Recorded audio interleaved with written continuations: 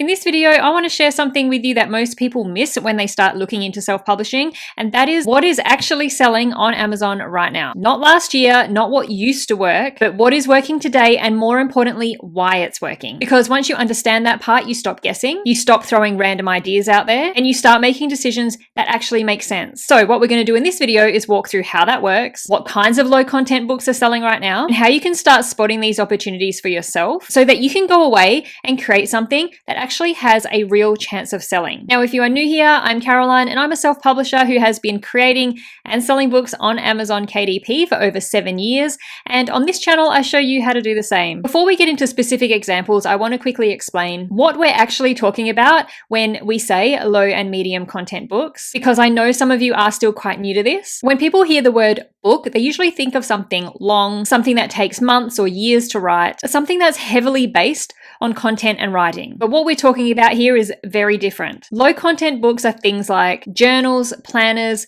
notebooks, and simple activity books. They don't rely on long written content. They're designed for the person buying them to use, to write in, and to interact with. Medium content books take that a step further. These are things like coloring books, puzzle books, educational workbooks, guided prompt journals, things that still don't require a full traditional manuscript, but they have more structure, more purpose, and a bit more depth. And the key part to all of this is that these are not just books, they're products. People aren't buying them to sit down and read from start to finish. They're buying them because they want to do something. They want to learn, they want to relax, they want to improve a skill, they want something for their child, or they want something that fits into their daily routine. And once you start looking at it like that, it makes a lot more sense why these types of books sell so well. Now, let's talk about Amazon for a second, because this is where everything really comes together. Amazon is not just a platform where you upload a book and hope someone finds it. It's a search engine. People go there every single day already knowing what they want, or at least having an idea of what they're looking for. They're typing in things like gratitude journal, math workbook for kids, word search puzzles, self-care journal, and they are ready to buy. That is a completely different situation from trying to create demand from somewhere else. You're stepping into something that already exists. And then you combine that with print on demand, which means you don't need to order stock, you don't need to hold inventory, you don't need to deal with shipping, and suddenly you have a business model that is very simple to get started, but has a whole lot of potential if you approach it correctly. This is why I keep coming back to it over and over. Again, it is not complicated, but it does need you to think in a certain way. Now, one of the biggest reasons that these low and medium content books sell so well and so consistently is because they fit into people's lives very practically. They're affordable, so they're easy to buy without overthinking it. They're very useful, which means people actually get value from them, and they're usually giftable, which just adds another layer of demand, especially around certain times of the year. But there is also something else that's happening. People are looking for less ways to spend time on screens. They want things that feel a bit more real, a bit more hands-on. You see this with coloring books, puzzle books, and with journaling. It's not complicated, but it fills a gap that people feel in their day-to-day life. So when you combine all of that, you end up with a category of products that have steady demand, repeat buyers, and a lot of room for variation and building out a series. Now, before we start going through what is selling right now, I want to show you how to actually find this information for yourself, because that's the part that's going to give you long-term results. You don't want to rely on somebody else telling you what to create. You want to be able to look at the market and understand it on your own. The first place to start is Amazon itself. When you go to the search bar and you start typing something in, Amazon shows you suggestions. These aren't random. These are based on real searches that Amazon's customers are making. So if you type in something like journal for, you'll start to see patterns. You'll see the same types of phrases coming up again and again. So we've got journal for women, for men, for girls, for teen girls, for kids, for writing, for boys, and so on and so on. This tells you what people are actively looking for. From there, you can go into these search results. Let's say we're searching for a journal for teen girls, and we can start to look at what is actually ranking. And by ranking, that means what is actually selling? What are Amazon's customers buying? Not just the first one or two, but scroll down, look at the covers, look at the titles, look at how they're positioned. You'll start to notice repetition, and that repetition is important because when you see the same type of book, the same structure, the same kind of idea appearing over and over again, that is not a coincidence. Another thing to do is look at the customers also bought section, which is just down here under the listing for the book. This is one of the most useful parts of Amazon because it shows you what people are buying together, not just what ranks well, but what people actually choose to purchase. So you might click on a puzzle book, in this example, a word search puzzle book, scroll down to the frequently bought together section or customer also bought section, and then you will see a whole range of similar books, slightly different themes, slightly different variations, but all connected. And that gives you a much clearer picture of the market. And then there are reviews, which are at the top of the sales page listing. Amazon's customers tell you exactly what they think. They love telling you what they think. They love telling you what they like and what they don't like, what they wish was different. And if you take the time to read through them, you start to see the gaps. You start to see things that you can do better or that you can do differently. And that is where you find your opportunities to create a better or more unique book than what is already available. And this is how you give your book an advantage and a unique selling point. Now, I want to take a quick moment here to talk about something that has genuinely helped me with this whole process, especially when it comes to creativity and coming up with ideas that actually feel interesting and usable. And that's something that can feel harder than it should sometimes. I've been using Skillshare for many years now, and what I like about it is that it's not just about learning something in theory, it's about actually doing something. They have classes on all sorts of creative skills, things like illustration, design, even things like building habits and staying consistent with creative work. And the way that it's taught feels very natural. It's real people teaching real skills in a way that fits into your life. I took a class on Skillshare recently called The Creative Sailboat Reset by Rich Armstrong, and I originally clicked on it because I like the idea of having something simple that would just help me get back into that rhythm again without overcomplicating it. What I liked about this class is that it doesn't try to overhaul your entire life or give you a long list of things to do. It's very focused. The whole thing is built around 5 simple exercises, and each one helps you understand where you're at now and what actually makes sense for you to create next. There was one part that really stood out to me where you choose a creative direction for a season that you're in, not forever, just right now. And that sounds like a small thing, but it makes everything just feel a lot clearer. You're not trying to do 10 different things at once. Another part that I found really useful was building one small habit. Not a full routine, not something overwhelming, just one thing that you can realistically stick to, and that's what gets you moving again. That's the part that really connected with me, because when you're creating books like this, like low and medium content books, you don't need big bursts of motivation. You need something steady that you can come back to again and again. So if you are someone who feels like they need to build up your creative side a bit, or you just want to try something new that actually feeds into what you're building, I really recommend checking it out. Skillshare as a whole is built around that kind of learning. It's real people teaching real creative skills in a way that fits. You can sit down, take a class, apply something straight away, and actually see progress. If you've been feeling a bit stuck, or you've had ideas sitting there, but you haven't been able to follow through on them, this is exactly the kind of thing that helps you move forward in a way that feels manageable. The first 500 people to use the link down in the description below or scan the QR code will get a 1-month free trial of Skillshare, so you can go and try out this class or any others on the platform and see what clicks for you. Now let's get into what is actually selling right now. Let's take a look at the bestsellers on Amazon. Most of these are high content books like novels, but there are always a few low content books in the top 100 of all books on Amazon as well. So we're just going to keep scrolling down until we find a low content book. The first low content book I see is the My First Learn to Write workbook. This used to be a self-published book, and it has been in the top 100 books out of all books on Amazon since it was published several years ago. This is a super simple book that has tracing pages in it for kids to learn how to start writing. This is a multi-million-dollar low content book. We'll keep scrolling down, and the next low content book I can see is the How to Draw Everything book. This is actually a self-published book, and isn't it amazing to see a self-published book sitting at the number 34 book across the whole of Amazon? These books are actually surprisingly easy to make when you have the right tool to help you do it. There is a link down in the description box below to the tool that I use to make these kinds of books, but it's basically a book just showing the steps to learn how to draw these really cute but simple illustrations. Now, if you're interested in how much this self-publisher makes, with this book sitting with a bestseller rank of 34, is selling around 16,000 books per month, which means royalties are somewhere in the range of a whopping $60,000 per month. That is so crazy.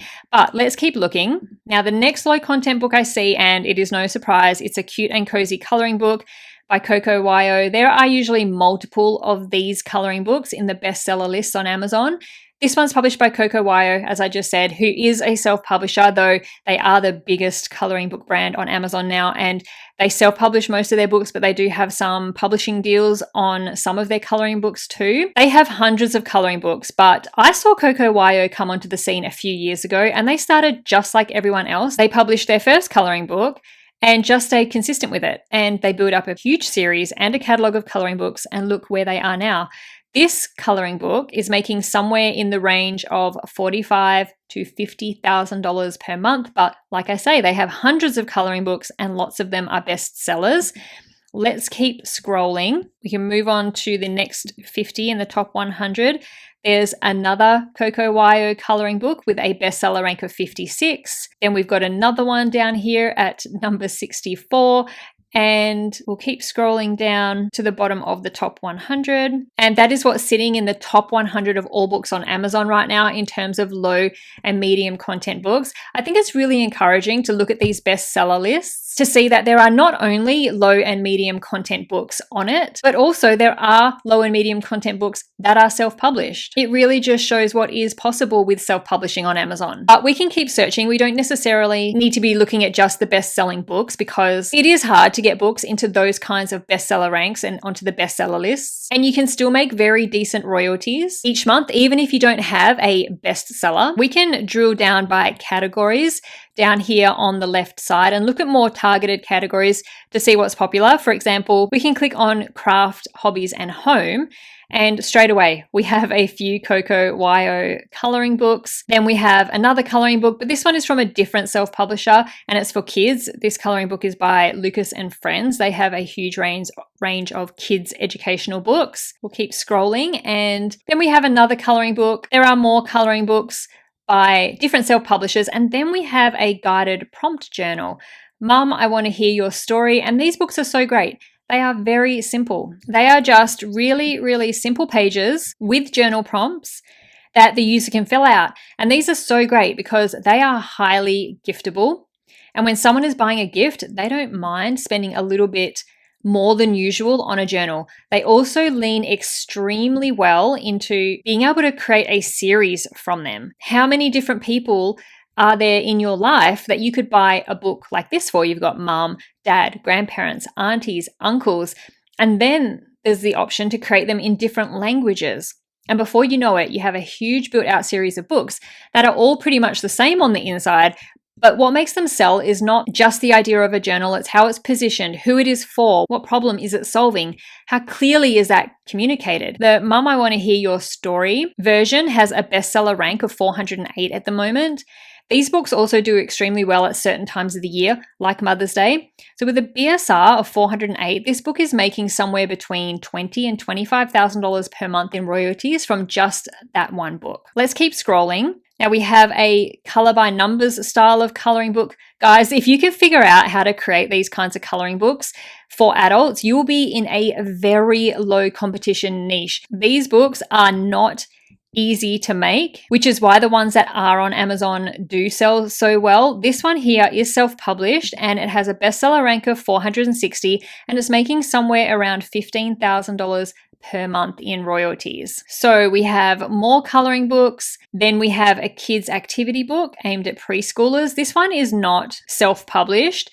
It is traditionally published, but activity books are big sellers on Amazon. And this one has a bestseller rank of 546. So it's selling maybe 100 books per day. And as we keep scrolling, there is more coloring books, more how to draw books and activity books. So I think you are getting a good idea of what's selling on Amazon right now within low and medium content books. Of course, there are other categories to go through as well, but these are some of the more popular ones. Once you've exhausted looking through the different bestseller lists and categories, you can then go and just do keyword searches and see what comes up. Go through all the different types of low and medium content books that you can think of and search for them on Amazon. So for example, we could just search for educational workbooks because we know that is a type of low content book.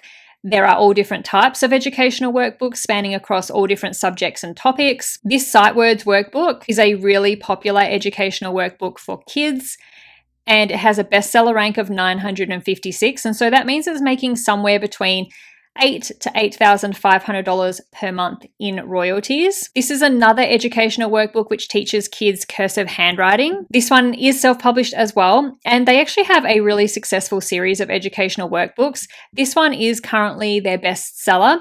It has a bestseller rank of around about 1,000, which means this book is bringing in royalties around the $8,000 mark each month. And like I say, they do have a heap of these books, all doing really, really well. Parents are constantly looking for ways to help their kids learn, whether that's reading, writing, maths, or even just basic skills. And these books are usually very, very simple in structure, but very clear in purpose and what they do to help the customer. They're designed to help a child practice something in a way that feels manageable and engaging. For a lot of low content books, when you look across multiple listings or you look at a self-publisher who does have a successful series, you'll start to see patterns over and over again. You'll start to see series, you'll see variations of the same idea, you'll see small tweaks that makes one version slightly different from another. And once you understand how it all works, you'll realize that you don't need to come up with something completely new. You just need to make something that already works and make it your own. When you look at all of the examples that we've briefly looked at in this video, the common thread is not complexity, it's clarity. Each and every book has a clear purpose. It speaks to a specific person or a specific customer. It fits into a specific situation, and that's why it works. So when you're thinking about what to create, you want to focus on that. You want to ask yourself, who is this for? What are they trying to do? And how can I make this simple and useful for them? That's where your ideas will come from. And once you start thinking like that, the process becomes so much easier. Now, if you are at the point where you're thinking, okay, I get it, but where do I actually start? Here's how I would approach it. Pick one area, not 5, not 10, just one, something that you can focus on properly. Then spend time looking at what already exists and what's already selling. Like what I've done in this video, not quickly scrolling, but actually looking at multiple books, reading titles, reading descriptions, going through reviews. Give yourself time to understand it. You'll start to see what's missing, what could be improved, what could be made more clearer or more appealing. And from there, you create something that fits into that space. But you don't just stop at one book. You create another and another and another. Each one's slightly different, but all connected and within the same series. The more that you do it, the better you will get at spotting these opportunities. It becomes second nature. You'll begin to understand why certain books sell and why others don't. So take what we've talked about in this video, get onto Amazon, start looking, start paying attention, and let yourself get familiar with what is actually happening. Because once you do that, you're starting to understand a market. And that is what will allow you to build something that lasts. Now, if you enjoyed this video, YouTube thinks that you might like these ones too, so please go check them out to learn more about self-publishing your own low and medium content books on Amazon. Thank you so much for watching. I'll see you in the next video.